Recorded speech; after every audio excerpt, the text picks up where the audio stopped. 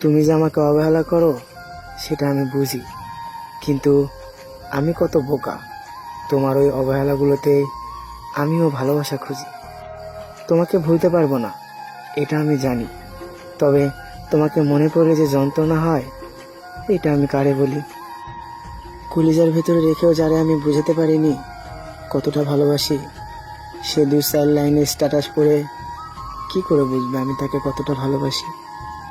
এই শোনো, তুমি যতটা সস্তা ভাবছো ততটাও সস্তা না। আসলে তোমার মায়ায় পড়ছি তো, তাই তোমার কাছে আমি ভিখারির মতো সবসময় ভালোবাসা চাই। তাই বলে আমি ভিখারি না, তোমায় ভালোবাসি। তুমি বিরক্ত হও না আমার প্রতি। আমি চলে যাব তোমার জীবন থেকে, আর কখনো তোমাকে বিরক্ত করব না। কারণ বিরক্ত করে কি হবে? যে মানুষটা আমাকে ছেড়ে ভালো থাকবে তার ভালো থাকাটা আমি নষ্ট করতে চাই না। শুধু একটু অপেক্ষা করো।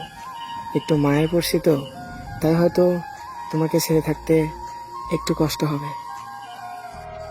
দিন শেষে একটা কথাই বুঝতে পারলাম, মানুষের বোবা কান্নাগুলো এরকমই হয়। না বোঝে ঘরের মানুষ, আর না বোঝে সেই প্রিয় মানুষ যাকে নিজের চাইতে বেশি ভালোবাসা হয়। একটা সত্যি কথা কি জানো, তুমি চাঁদের মতো, তাই দূর থেকে ভালোবাসি। তুমি নিজেও জানো না তোমার ছবি আমি তোমার থেকেও বেশি দেখি। তোমার সাথে হয়তো কথা হয় না, কিন্তু সারাদিনে গ্যালারিতে গিয়ে তোমার ছবি আমি কতবার দেখি জানো? যতবার তুমি নিজেকেও দেখো না। একটা মানুষ ছিল যার সাথে মন খুলে কথা বলতে পারতাম, যার সাথে কথা বলতে বলতে সারাটা রাত পার করতাম। আর এখন সময়ের সাথে সাথে সে মানুষটাও হারিয়ে গেছে। ক্ষমা করে দিও আমাকে।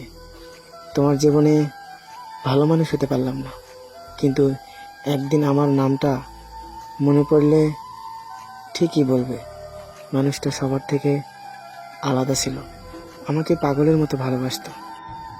আমি তোমার থেকে নিজেকে এতটা সরিয়ে নেব যেন আমার অভিমানগুলো তোমাকে স্পর্শ না করে।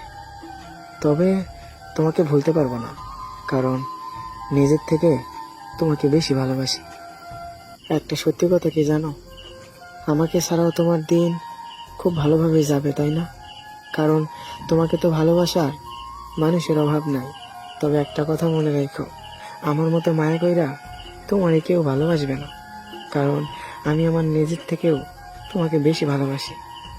এই শোনো, তুমি যতটা সস্তা ভাবছো ততটাও সস্তা না।